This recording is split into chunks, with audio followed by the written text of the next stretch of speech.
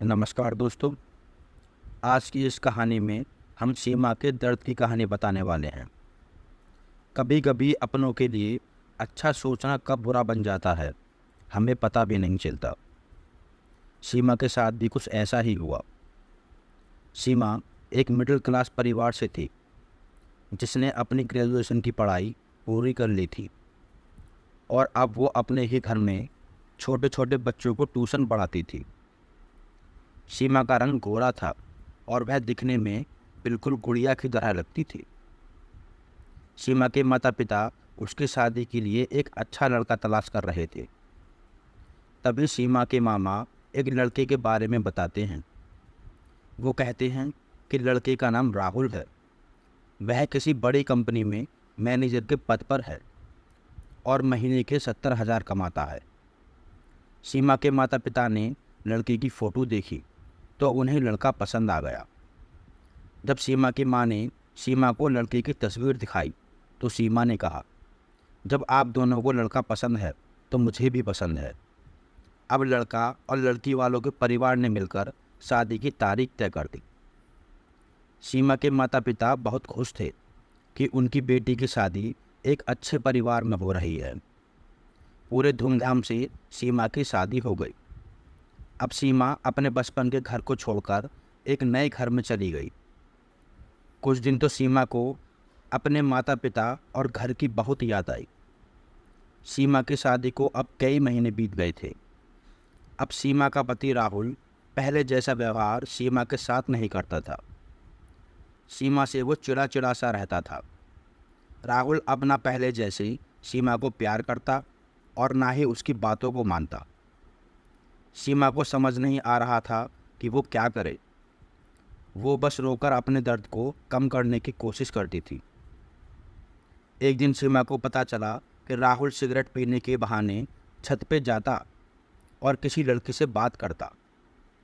जब सीमा ने राहुल से पूछा कि आप रोज़ाना छत पे जाकर किससे बात करते हो, तो इस पे राहुल ने जवाब दिया, वो मेरे ऑफिस का फ्रेंड है, बस उसी से बात करता हूँ और तुम अपने काम से मतलब रखो, ज़्यादा सीआईडी बनने की ज़रूरत नहीं है। होली का दिन था। राहुल के कुछ दोस्त उसके घर आए थे। सभी ने घर पर पार्टी की। उस दिन राहुल के एक दोस्त ने थोड़ी ज़्यादा ड्रिंक कर ली थी और उसने नशे में सीमा के सामने जाकर कहा, भाभी आप इतनी प्यारी और मासूम हो, फिर भी राहुल भाई दिन भर उस घमंडी पारुल से बात करते रहते हैं। लगता है कि आप राहुल का सही से ख्याल नहीं रखते। ये सुनकर सीमा का शक अब हकीकत में बन चुका था। अगली सुबह जब सीमा ने राहुल से पूछा कि ये पारुल कौन है और क्या लगती है आपकी, राहुल ने कहा, मैं तुम्हें क्यों बताऊं। सीमा रोते हुए कहती है, मैं बीवी हूँ आपकी। राहुल बोला, देखो तुमसे पहले वो मेरी लाइफ में आई। सीमा ने कहा, तो फिर मुझसे शादी क्यों की आपने। राहुल बोला, बस तुम अच्छी लगी इसलिए शादी कर ली। सीमा ने कहा, अब तुम देखना मैं उस कमीनी लड़की को कैसे सबक सिखाती हूँ। पारुल को जब सीमा ने कमीनी कहा तो राहुल ने गुस्से में सीमा को बहुत मारा और उसे कमरे में बंद कर दिया। सीमा की सास को सब पता था, फिर भी वह अपने बेटे के सामने एक शब्द भी नहीं बोलती थी।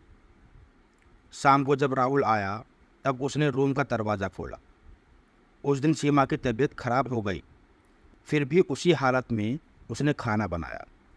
सीमा ने सारी बातें अपनी माँ को बतानी चाही, लेकिन चाहकर भी वह नहीं बता पा रही थी, क्योंकि वह जानती थी कि अगर उसके माता पिता को ये सब पता चलेगा तो वह परेशान हो जाएंगे।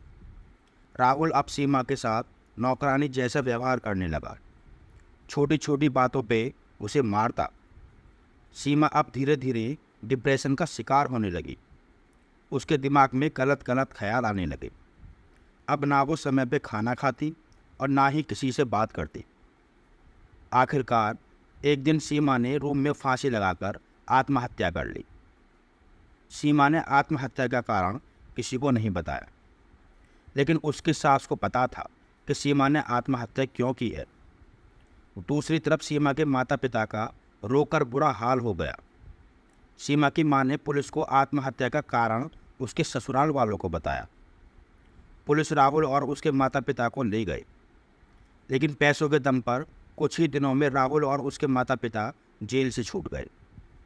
जीवन में अक्सर अच्छे दिखने वाले इंसान अच्छे नहीं होते, उसके अंदर कहीं ना कहीं बुराई छिपी होती है और वही बुराई किसी की ज़िंदगी को बर्बाद कर देती है।